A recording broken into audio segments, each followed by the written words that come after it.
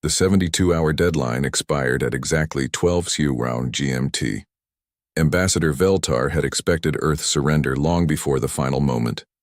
But humanity's silence had forced him to proceed with standard pacification protocols. All vessels, begin formation Alpha 7, he commanded from the bridge of the Confederation flagship. Primary targets are population centers with more than 1 million inhabitants. Secondary targets are military installations and government centers. The alien fleet moved with practiced efficiency. 43 massive ships took positions over Earth's major cities, while smaller vessels prepared to eliminate orbital defenses. It was the same formation they had used successfully on thousands of worlds. Admiral Hai-Young Shin watched the enemy deployment from the hidden command center. They're doing exactly what our simulations predicted. Formation Alpha 7, just like their historical records showed. All stations report ready, announced Captain So-Young Park from her coordination post. Sol Defense Grid has targeting locks on all enemy vessels. Stealth Fleet is in position behind their formation. Quantum weapons are charged and ready. The aliens began their attack with overwhelming confidence. Energy beams lanced down from orbit toward major cities, expecting to see primitive defensive systems overwhelmed within minutes. Instead, they watched in shock as their weapons were stopped by energy barriers that shouldn't exist. Planetary defense shields are holding, reported engineer Min Seo Kang. Enemy weapons are only penetrating about 12% of maximum barrier strength. Admiral Veltar stared at his displays in confusion. Earth was supposed to have primitive nuclear weapons and chemical rockets. Where had these advanced defensive systems come from? Scan for hidden installations, he ordered his tactical officers. There must be defensive platforms we didn't detect, but the scans showed nothing. To the alien sensors, Earth still looked like a primitive world with basic technology. They had no way to detect the Sol defense grid, because human stealth technology was based on principles they had never encountered. Admiral Shin came the voice of Dr. Jae-Sung Lim from the Quantum Weapons Facility. Request permission to begin Phase 2. Permission granted. Show them what humanity can do. The counterattack began with a demonstration that broke every rule of warfare the aliens understood. 12 of their ships suddenly suffered catastrophic system failures simultaneously, with no visible weapons fired at them. Power cores overloaded, life support systems shut down, and navigation computers crashed. What just happened? Admiral Veltar demanded. How did our ships lose power with no incoming fire? His tactical officer could only stare at the readings. Unknown, sir. Our sensors show no weapons discharge, no energy beams, no projectiles. The affected ships just stopped working. Dr. Lim smiled grimly as he prepared the next quantum strike. Target their command vessel's propulsion system. Let's see how they handle losing their ability to maneuver. The Confederation flagship suddenly lurched as its exotic matter drives failed. Admiral Veltar found himself floating in zero gravity as artificial gravity systems shut down throughout the ship. This is impossible, he whispered. Their technology is primitive. They shouldn't be capable of this. That's when the Sol defense grid revealed itself. 47 weapon platforms that had been invisible to alien sensors suddenly appeared on all their displays, surrounding the fleet in a perfect sphere of destruction. Each platform was larger than most of the alien ships and carried enough firepower to crack moons. Multiple contacts, screamed the tactical officer. Massive energy signatures appearing throughout the system. We're surrounded. The hidden platforms opened fire with antimatter cannons that punched through Confederation shields like they didn't exist. 3 alien cruisers were destroyed in the first volley, their hulls simply vaporizing under the intense energy bombardment. Captain Seung-Ho Baek chose that moment to decloak the stealth fleet. 50 human ships materialized behind the alien formation, their exotic matter drives allowing them to move faster than anything the Confederation had ever seen. All ships, weapons free, Admiral Shin commanded. Target their weapons systems. We want prisoners, not wreckage. The stealth fleet attacked with surgical precision. Instead of destroying enemy ships, they disabled propulsion and weapon systems, leaving the vessels helpless but intact. It was a level of tactical control that the aliens had never seen before. Admiral Veltar watched his fleet being systematically dismantled by an enemy that shouldn't exist. How many ships do they have? Unknown, sir. Our sensors can't get accurate counts. Some of their vessels appear to be using cloaking technology that's blocking our detection systems. That's impossible. Stealth technology that advanced would require at least... The Admiral stopped mid-sentence as the implications hit him. How long have they been preparing for this? Lieutenant Colonel Kyung-Min Ryu led the first boarding parties onto disabled alien ships. His teams moved with practiced efficiency, stunning enemy crew members with non-lethal weapons and securing critical systems. Boarding Team Alpha to command, he reported. We have control of the enemy cruiser. Crew is subdued but alive. Beginning prisoner processing. The boarding operations were humanity's most important objective. Each captured ship contained crucial intelligence about the Galactic Confederation. But more importantly, it contained aliens who might be freed from their mental conditioning. Dr. Yoonji Nam accompanied the medical teams onto captured vessels. Her job was to identify aliens who still retained their original personalities, versus those who had been completely modified. This one shows signs of recent conditioning, she reported. Examining an unconscious alien officer. The neural pathways are still flexible. We might be able to reverse the modifications. The systematic capture of Confederation ships continued for 6 hours. Human forces disabled and boarded 27 vessels before Admiral Veltar finally understood the scope of his defeat. Sir, his remaining tactical officer reported, we've lost 60% of our fleet. Our weapons can't penetrate their defenses, and their weapons go through our shields like they don't exist. We can't even target most of their ships. What about withdrawal? They're jamming our jump drives. We can't escape the system. Admiral Veltar stared at the tactical display showing the remnants of his once mighty fleet. The humans had achieved something unprecedented in galactic history. They had defeated a Confederation fleet without destroying it. Open a communication channel to the human command, he ordered, quietly. Admiral Shin's face appeared on the alien view screen. Admiral Veltar, I presume. Are you ready to discuss terms? What terms? He asked, confused. You've won. Why aren't you destroying our remaining ships? Because we're not the Galactic Confederation, Admiral Shin replied. We don't conquer. We don't destroy defeated enemies. We offer them something your empire has never seen, the chance to be free. The concept was so alien to the Admiral that he couldn't process it at first. Free? What do you mean? I mean that your crew members who have been genetically modified to serve the Confederation can be restored to their original personalities. The conquered species in your fleet can return to their homeworlds, and you can help us contact other civilizations that want to be free of Confederation control. Captain Park took over the communication. Admiral, how many species has the Confederation conquered in the last 1,000 years? 3,417, he answered automatically. And how many of those conquests were truly voluntary? Admiral Veltar was quiet for a long moment. None. The Confederation doesn't ask for volunteers. Then you understand why we can't allow your empire to continue, Admiral Shin said. But we're not going to become conquerors ourselves. We're going to be liberators. On the captured ships, Dr. Nam was making remarkable discoveries. Many of the alien crew members showed signs of reversible conditioning. With proper medical treatment, they could recover their original personalities and memories. Command, this is Dr. Nam.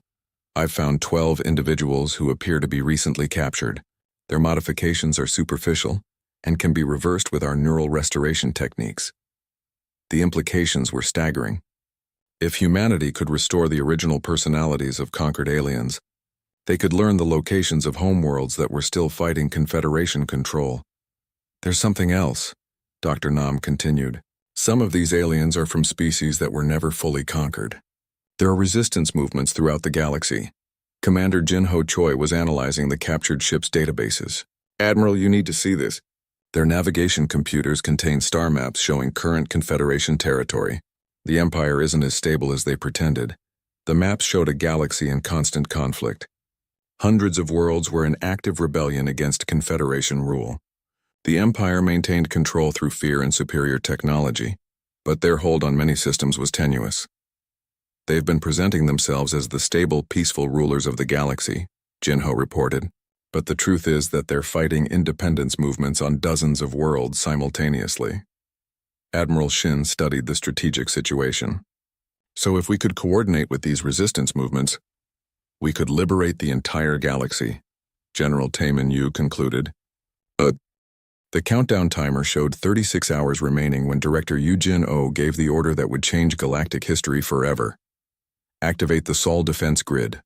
Authorization code, Prometheus 77 Alpha. Deep in space, what the aliens had dismissed as primitive mining stations and scientific outposts began to transform. Asteroid-based platforms that had looked like natural rocks for decades suddenly revealed themselves as massive weapon systems. Disguised solar collectors opened to show antimatter cannons that could vaporize battleships. Engineer Min Seo Kang watched the activation sequence from the main control center. Grid stations 1 through 47 are online. All weapon systems showing green. Stealth fields are holding steady.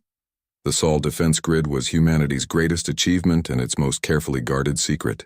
For 20 years, hundreds of weapon platforms had been hidden throughout the solar system, disguised so perfectly that even the aliens' advanced sensors couldn't detect them. How long before they noticed the power signatures? Asked Dr. Hyun-Woo Kim. They won't, Min Seo replied with confidence. Each platform generates its own power using zero-point energy extraction. To their sensors, it looks like natural background radiation. Meanwhile, in a classified facility beneath the Sahara Desert, Dr. Jae-Sung Lim was making final preparations for humanity's most terrifying weapon. Project Nemesis had been 30 years in development, and even most of the Prometheus team didn't know its full capabilities. Quantum entanglement targeting is locked onto their command vessels, he reported to the control room. We have instant strike capability against any target in their fleet. The aliens had made a critical assumption about human technology. They expected primitive nuclear weapons and chemical rockets because that's what their sensors showed them. What they couldn't detect was that humans had weaponized quantum mechanics itself. Explain it to me one more time, General Taemin Yu requested. How does a quantum weapon work? Dr. Lim smiled grimly. Einstein called it spooky action at a distance.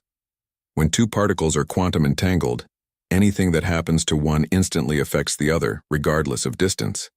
We've learned to entangle particles with specific atoms in their ship hulls. And then, we change the quantum state of our particles, which instantly changes the state of the entangled particles in their ships.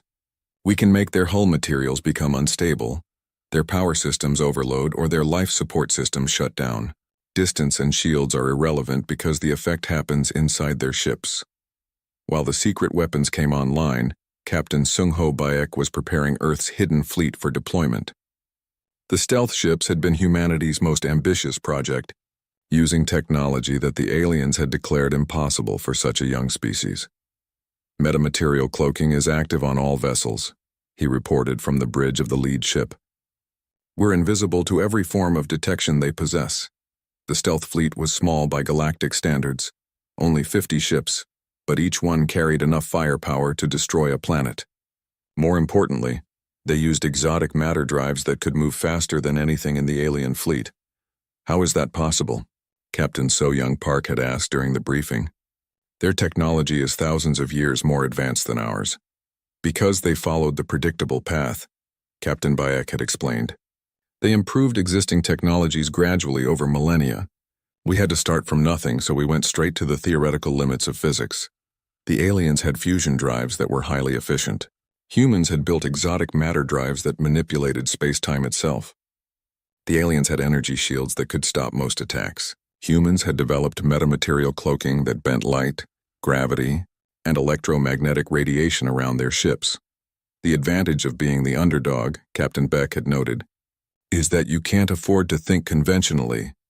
Admiral Ha Young-shin was coordinating the overall defense from the primary command center. As the pieces of humanity's hidden arsenal came online, she felt a mixture of pride and terror at what her species had accomplished. Stealth fleet reports ready for deployment. Sol Defense Grid is fully operational. Quantum weapons are locked on target. All planetary defense networks are active. Dr. Kim studied the tactical displays showing both fleets. The alien formation looked overwhelmingly powerful, until you added the human assets they couldn't see. Their fleet has more ships, but our individual weapons are more powerful, Admiral Shin explained. They're using technology that's advanced but predictable.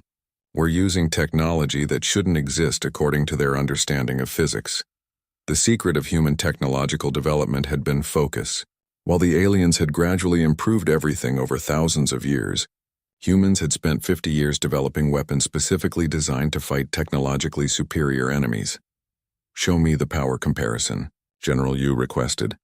Min SEO brought up the energy output charts. Their entire fleet generates about 2.3 exawatts of total power.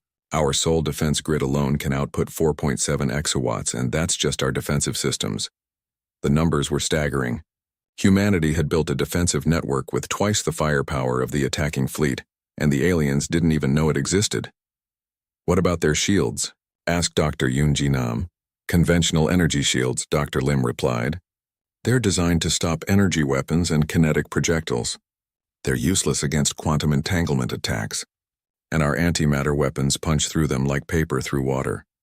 Lieutenant Colonel Kyungmin Ryu was preparing the boarding teams for the most dangerous part of the operation. Our job is to capture their ships intact. We need to learn their technology, and more importantly, we need to rescue any unmodified prisoners they might have. The boarding operation would be crucial for understanding the true scope of the Galactic Confederation. How many species had they conquered? How many worlds were under their control? And most importantly, were there any unconquered civilizations that could be warned about the Confederation's methods? Remember, Colonel Ryu told his teams, these aren't our enemies. The individual aliens in that fleet are victims just like we would have been. The real enemy is the system that conquered and modified them. As the final preparations continued, Director O reviewed the strategic situation one more time. Their fleet is positioned exactly where our simulations predicted. They're using the standard Confederation conquest formation, which we've studied for decades. They have overwhelming numerical superiority and advanced technology. But, prompted Dr. Kim, they're fighting the last war. They're prepared to overwhelm a primitive civilization with superior numbers and technology. They're not prepared to fight an enemy that's been specifically designing countermeasures to their exact tactics for 50 years. The alien fleet had 43 capital ships and 300 support vessels. It should have been more than enough to conquer any single planet. But they were about to discover that Earth had been preparing for exactly this scenario since before most of their crew members were born. There's something else, Admiral Shin said quietly. Something that might be our greatest advantage. What's that? They've been conquering primitive civilizations for 1,000 years. They've never fought an enemy that showed mercy to defeated opponents or treated prisoners with respect. They don't understand that strength and compassion can exist together. Dr. Nam nodded thoughtfully. So when we demonstrate overwhelming military superiority, while also treating captured aliens with dignity, it's going to break their entire understanding of how civilizations work. They've built their empire on the assumption that only the ruthless survive. We're about to prove them wrong. The countdown timer showed 24 hours remaining. In one day, the Galactic Confederation would learn that their standard conquest procedure had a fatal flaw. It only worked against unprepared enemies.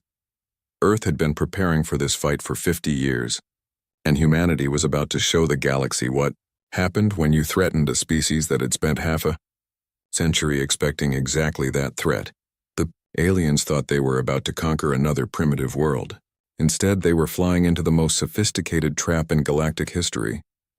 The transmission came at exactly noon, Earth Standard Time. Ambassador Veltar appeared on every television screen, computer monitor, and communication device on the planet. His friendly diplomatic mask was completely gone, replaced by cold authority. People of Earth, the time for pretense has ended. I speak now with the full authority of the Galactic Confederation Military Command. Dr. Hyunwoo Kim watched the broadcast from the Emergency Command Center, deep beneath the Swiss mountains. Around him, world leaders and military commanders listened in tense silence as humanity's future was decided by an alien conqueror. Your species has been evaluated and classified as a significant threat to galactic stability. However, the Confederation is not without mercy. We offer you one final opportunity to avoid unnecessary destruction. Ambassador Veltar's image was replaced by display screens showing detailed maps of Earth's major cities, military bases, and government centers. Every location was marked with targeting coordinates. These are your terms of surrender. First, all nuclear weapons and delivery systems must be dismantled within 48 hours. Second, your military forces will be reduced to local police units only. Third, your population growth will be limited to replacement levels under Confederation oversight. Fourth, all space-based assets will be transferred to Confederation control. Captain So-Young Park felt her hands clench into fists as she listened. The aliens weren't just demanding surrender. They were demanding the complete destruction of human independence. Fifth, the ambassador continued, voluntary genetic modification programs will begin immediately to reduce aggressive tendencies and improve compatibility with Confederation society. These modifications are painless and will help your species integrate peacefully into the galactic community. Dr. Yoonji Nam almost laughed at the word voluntary. She had seen what those modifications really did to thinking beings. They didn't reduce aggression. They removed the capacity for independent thought entirely. You have exactly 72 hours to begin compliance with these terms. Failure to comply will result in the implementation of standard pacification protocols. I assure you that compliance is preferable to the alternative.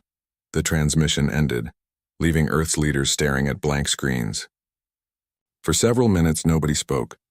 The ultimatum was clear: become willing slaves or face extinction. General Taimin Yu was the first to break the silence. Well, that's that. They've dropped all pretense. Now we know exactly what we're dealing with. 72 hours, muttered Minister Dong Hyun Lee. They're not giving us time to think or plan. They want panic and quick surrender. Commander Jin Ho Choi pulled up the latest sensor readings from the hidden alien fleet. The ships have moved closer.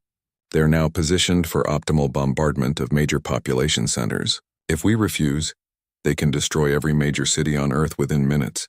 How many ships total? Asked Dr. Kim.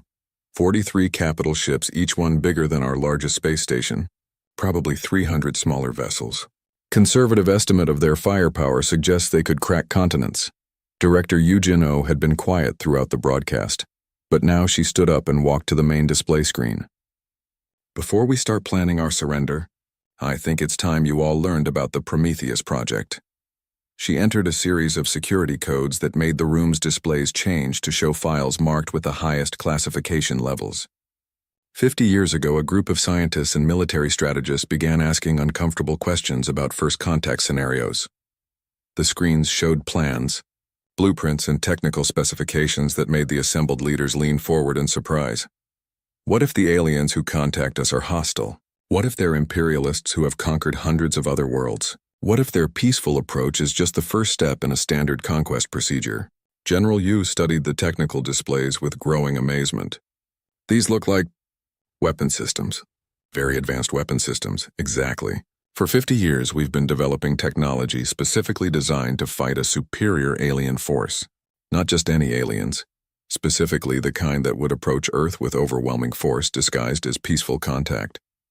Captain Park was reading over technical specifications that seemed almost impossible. These power output numbers, these weapon ranges, how is this even possible with human technology? Because we've been working on it longer than the aliens think any primitive species would be capable of. They assume that younger civilizations panic when contacted and make desperate short-term plans. They don't expect decades of careful preparation. Dr. Nam looked at biological weapon specifications. You've been planning to fight aliens for 50 years, but how did you know what kind of biology to target? We didn't, Eugene admitted. So we developed weapons that work against any carbon-based life form, any silicon-based life form, and several exotic alternatives. We also developed weapons that target technology instead of biology. The displays showed orbital platforms disguised as mining stations, weapon systems hidden inside asteroids, and ships that looked like space debris but carried enough firepower to destroy small moons. The Sol defense grid has been operational for 20 years, Eugene continued. Every mining operation and scientific station in the outer solar system is actually a heavily armed fortress. We have more firepower hidden in the asteroid belt than the Confederation fleet has in total. Commander Choi was staring at sensor arrays he didn't know existed. You mean we've been tracking their fleet with weapons platforms they can't even detect? Our stealth technology is based on principles they've never encountered. While they were conquering primitive civilizations, we were developing countermeasures specifically designed to fight technologically superior enemies. Engineer Min Seo Kang, who had been silent until now, finally spoke up. The quantum entanglement weapons are ready for deployment. We can target any ship in their fleet instantly, regardless of distance or defensive systems. Dr. Kim felt like the world had shifted beneath his feet. You're telling me that Earth has been preparing for this exact scenario for half a century? That we actually have a chance of fighting back? I'm telling you that the Galactic Confederation has made a critical error, Eugen replied.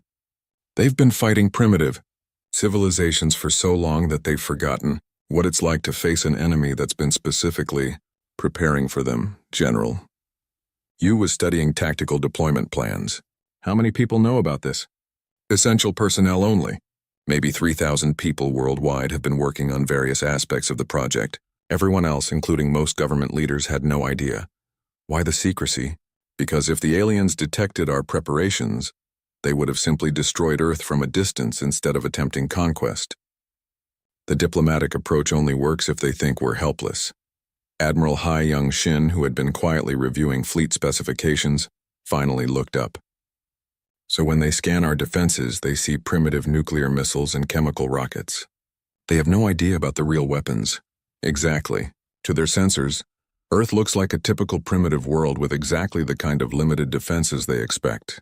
They've been gathering intelligence about our decoy systems, while our real defenses remain completely hidden. The room fell silent again as everyone absorbed the implications. Earth wasn't helpless. Humanity had been preparing for this fight for 50 years. There's one more thing, Eugen said. The Confederation's standard conquest procedure has a fatal flaw. They always position their fleets the same way, use the same tactics, follow the same timeline. They've been using the same successful strategy for 1,000 years. Which means we know exactly how they're going to attack, where they're going to position their ships, and what their tactical priorities will be. We've had 50 years to plan countermeasures for their specific approach. Captain Park was beginning to smile. So while they think they're about to conquer another helpless primitive world, they're actually about to attack the most heavily defended system they've ever encountered, using tactics we've specifically prepared to counter, against weapons they don't know exist. Dr. Kim looked around the room at his fellow leaders. So what's our answer to their ultimatum? General Yu was already reaching for the communication controls. I think our answer should be to show them what happens when they threaten Earth. Outside, the alien fleet waited confidently for humanity's inevitable surrender, never suspecting that their prey had been sharpening its teeth for 50 years. Commander Jin Ho Choi couldn't sleep. For 3 weeks, he had been tracking the mysterious signals coming from the outer edges of the solar system. His deep space monitoring stations were picking up more activity every day. What he saw in the latest reports made his blood run cold. "Get me Dr. Kim immediately," he told his night shift operator. "Tell him it's urgent." The hidden alien fleet was massive. Jinho's computers counted at least 40 large ships and hundreds of smaller vessels. They were positioned strategically around the solar system, creating a perfect blockade. No ship could leave Earth without passing through their formation. "This isn't a diplomatic mission," Jinho muttered, studying the tactical positioning. "This is an invasion force." Dr. Hyun-woo Kim arrived at the monitoring station within an hour. When he saw the data, his face went pale. The alien fleet had enough firepower to destroy every major city on Earth 10 times over. The single diplomatic ship orbiting Earth was just a tiny fraction of their real strength. "How long have they been out there?" Dr. Kim asked. "The first ships arrived 2 days before Ambassador Veltar made contact," Jinho replied. "They've been adding more vessels every day since then. They were never planning a peaceful first contact. They were planning a conquest." Meanwhile, Dr. Yoonji Nam was making her own disturbing discoveries in the medical bay. She had been studying tissue samples from the alien diplomats, and what she found explained a lot about their strange behavior. The aliens showed signs of extensive genetic modification. Their brain chemistry had been altered to make them more obedient and less capable of independent thought. Some of the modifications were so severe that the original personality was probably completely gone. "They're not really diplomats," she explained to Captain So-young Park during a secret meeting. "They're puppets. Someone has turned them into biological robots programmed to say and do whatever their masters want." Captain Park felt sick as she listened to the report. "You mean these species were conquered and then changed to serve as perfect diplomatic tools?" "Exactly. The Galactic Confederation doesn't just conquer other worlds. They erase the conquered people's ability to resist. These representatives probably don't even remember their original lives." The evidence was mounting rapidly. Yoojin Oh, who directed several classified research projects, called an emergency meeting with Earth's top military leaders. She had been quietly investigating the Galactic Confederation since first contact, and her findings were terrifying. According to their own historical records, which they shared with us to show their peaceful nature, the Confederation has absorbed over 3,000 species in the last millennium, Eugen reported. Every single absorption followed the same pattern. Peaceful first contact, diplomatic negotiations, then sudden military action when the target species refused to submit. General Tai Min-yu, head of the Global Defense Council, studied the data with growing anger. So this is standard procedure for them? They pretend to be peaceful while preparing for war. It gets worse, Eugen continued. Species that resist are completely destroyed. Species that submit are genetically modified to remove their capacity for rebellion. Either way, the original civilization ceases to exist. The breaking point came when Captain Park decided to confront Ambassador Veltar directly. She arranged a private meeting on the space station, claiming she wanted to discuss security arrangements for future diplomatic exchanges. Ambassador, we've detected unusual energy signatures in the outer solar system, she said, watching his reaction carefully. Our sensors suggest there might be more ships out there than you mentioned. For just a moment, Ambassador Veltar's friendly mask slipped. His large black eyes grew cold and his smile became something predatory. Captain Park, your sensors are quite impressive for such a primitive species, he said. Yes, there are additional vessels. They are present for security purposes, as I'm sure you understand. Security against what? Earth doesn't have any deep space weapons that could threaten your diplomatic ship. The ambassador stood up and walked to the window, looking down at Earth. Captain, let me be honest with you. Your species has been classified as a Class 7 expansion threat by our evaluation teams. Humans reproduce quickly, develop technology rapidly, and show dangerous levels of territorial ambition. Left unchecked, you would eventually become a serious problem for galactic stability. Captain Park felt her heart racing, but she kept her voice steady. And what does that classification mean? It means that humanity's current trajectory is unacceptable. You will either accept our guidance willingly, or we will implement more direct measures to ensure compliance. The ambassador turned back to her with his fake smile restored. We really do prefer the peaceful approach, Captain. It's so much more efficient. That night, emergency meetings took place in secure locations around the world. Dr. Kim, Captain Park, Commander Choi, Dr. Nam, Director O, and dozens of other key leaders gathered virtually to share their findings. The situation is clear, Dr. Kim said grimly. We're not dealing with peaceful aliens who want to help us. We're dealing with a galactic empire that has conquered thousands of worlds, and they're preparing to add Earth to their collection. What are our options? Asked Minister Dong-Hyun Lee, who had been maintaining the diplomatic facade while secretly coordinating with the military analysis. Surrender and accept genetic modification to make us obedient slaves, Captain Park replied bitterly, or fight an enemy that has thousands of years of advanced technology and 40 times more ships than we even knew existed a month ago, Commander. Choi pulled up a tactical display showing the alien fleet positions. If they attack, we'll be completely surrounded. Earth's entire space fleet is maybe 20 ships, and most of those are research vessels. Against their fleet, we'd last about 10 minutes. Dr. Nam added her medical perspective. Even if we surrender, we won't really survive. The genetic modifications they use don't just make people obedient. They erase personality, creativity, and everything that makes us human. We'd be alive, but we wouldn't be us anymore. The room fell silent as everyone absorbed the hopelessness of their situation. They were facing an enemy that had perfected the art of conquest over millennia. Humanity had been alive as a technological species for maybe 2 centuries, while the Confederation had been absorbing civilizations for 1,000 years. There is one more thing, Director O said quietly. Something I haven't told anyone yet. All eyes turned to her. Eugen O had been running classified projects for decades, and she rarely spoke unless she had something important to say. 50 years ago, when we first started receiving radio signals from space, some very smart people asked a simple question. What if the aliens who eventually contact us are hostile? What if first contact is actually first attack? What are you saying? Dr. Kim asked. I'm saying that humanity has been preparing for exactly this scenario for half a century. We've been assuming that any aliens advanced enough to reach Earth would probably be conquerors, not friends. The friendly diplomatic approach is exactly what we expected them to try first. General Yu leaned forward. Are you telling us that Earth has been secretly preparing for an alien invasion for 50 years? Director O smiled for the first time in weeks. General, I'm telling you that Earth has been preparing for this specific kind of alien invasion. The peaceful first contact followed by conquest approach is so obvious that we planned for it decades ago. What kind of preparations? Captain Park asked, hardly daring to hope. The kind that the Galactic Confederation has never encountered before, Eugene replied. They've spent 1,000 years fighting primitive civilizations that panic when confronted with superior technology. They've never fought a species that had 50 years to prepare specifically for them. Outside the space station, Ambassador Veltar was sending encrypted messages to the hidden fleet. Phase 1 was complete.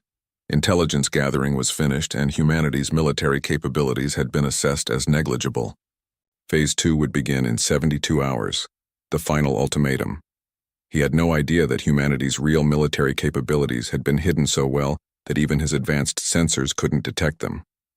The Confederation was about to learn that sometimes the most dangerous enemy is the one who has been expecting you all along. The massive alien ship appeared at the edge of Earth's solar system like a silver mountain floating in space. It was 10 times larger than anything humans had ever built, its smooth surface covered in strange patterns that seemed to shift and glow in the starlight. The ship moved slowly toward Earth, sending out radio signals in perfect English. Dr. Hyunwoo Kim stood in the control room of the International Space Station, watching the readings on his computer screen. He had been the head of Earth's space program for 15 years, but nothing had prepared him for this moment. First contact with aliens was supposed to be exciting, but something felt wrong about the whole situation. They're asking for permission to enter Earth orbit, said his assistant, checking the communication systems. They say they come in peace and want to meet with our leaders. Hyunwoo nodded but kept frowning at the data. The alien ship was huge, but it was not alone. His deep space sensors were picking up strange readings from the outer edges of the solar system. There seemed to be other ships out there, staying hidden in the darkness between planets. On the main screen, an alien face appeared. It looked almost human, but with pale blue skin and large black eyes. When it spoke, its voice was calm and friendly. Greetings, people of Earth. I am Ambassador Veltar of the Galactic Confederation. We have traveled far to welcome your species into our great family of civilized worlds. We bring gifts of knowledge and friendship. Captain So-Young Park watched the transmission from her command post on the military space station. She had been in charge of Earth's orbital defenses for 5 years, and her job was to protect the planet from any threats. Right now, every alarm in her head was going off. Something doesn't feel right about this, she told her second-in-command. Why is their ship so big if they just want to talk? And why are they asking so many questions about our weapons? The captain was right to be worried. During the first meeting, the aliens seemed very interested in Earth's nuclear missiles and military bases. They asked detailed questions about how many weapons humans had and where they kept them. They said it was to make sure the talks would be safe, but Captain Park didn't believe them. Minister Dong-Hyun Lee was chosen to represent Earth in the formal negotiations. He was a skilled diplomat who had solved many international conflicts, but dealing with aliens was completely new territory. The meeting took place on a special space station built just for this occasion. The aliens arrived with great ceremony. Ambassador Veltar brought representatives from 12 different alien species. They all looked different. Some were tall and thin, others were short and round, and a few didn't look anything like humans at all. But they all acted the same way, speaking in careful, polite words that seemed rehearsed. Your species shows great promise, Ambassador Veltar said to Minister Lee during their first formal meeting. However, you are still very young in cosmic terms. The Galactic Confederation has rules that all member species must follow for the good of everyone. Minister Lee listened carefully as the ambassador explained these rules. Humans would be welcome to join the galactic community, but they would have to give up their right to expand beyond Earth's moon. They would also need to limit their population and reduce their military forces to almost nothing. These restrictions are for your own protection, the ambassador explained with a smile that didn't reach his eyes. Young species often hurt themselves if they grow too quickly. We have thousands of years of experience managing such things. Dr. Yoonji Nam was part of the scientific team studying the alien visitors. As the expert in biology, her job was to learn about alien life forms and how they lived. What she discovered made her very uncomfortable. During medical checks required for the meetings, she noticed strange things about some of the alien representatives. Their brain scans showed signs of artificial changes, and their blood contained chemicals that were not natural. It looked like someone had changed them on purpose, maybe to control their behavior. "These aren't normal diplomats," she told Dr. Kim in a private meeting. "Some of them have been modified somehow. Their minds don't work the way they should naturally." Meanwhile, Captain Park was getting more suspicious every day. The aliens kept asking to tour Earth's military facilities. They wanted to see missile silos, naval bases, and aircraft carriers. They claimed it was to understand human culture better, but Captain Park knew a military assessment when she saw one. "They're not here to make friends," she told her officers during a secret meeting. "They're gathering intelligence about our defenses. This whole peace talk is just a cover for something else." The aliens also seemed surprised by how primitive human technology appeared to be. They laughed politely when they saw Earth's rockets and nuclear weapons, calling them charming and quaint. They acted like humans were children playing with dangerous toys. But Commander Jinho Choi, who was in charge of Earth's deep space monitoring systems, was seeing a different picture. His secret sensors, hidden throughout the solar system, were detecting massive energy signatures beyond Pluto. The reading suggested there were dozens of large ships waiting out there in the darkness. Why would peaceful diplomats need a fleet that big? He wondered, studying the data late at night. The hidden ships were staying just out of normal sensor range, but his advanced equipment could still detect them. Ambassador Veltar seemed to enjoy showing off the superior alien technology. He demonstrated devices that could create energy from nothing, and materials that were stronger than diamond but weighed almost nothing. Each demonstration was meant to show how much more advanced the aliens were compared to humans. "Your species has potential," he would say, "but you must learn patience. The galaxy is a dangerous place, and young civilizations often make mistakes that destroy them. We are here to guide you away from such errors." As the days passed, the pattern became clear to the humans who were paying attention. The aliens were not offering partnership. They were offering submission disguised as friendship.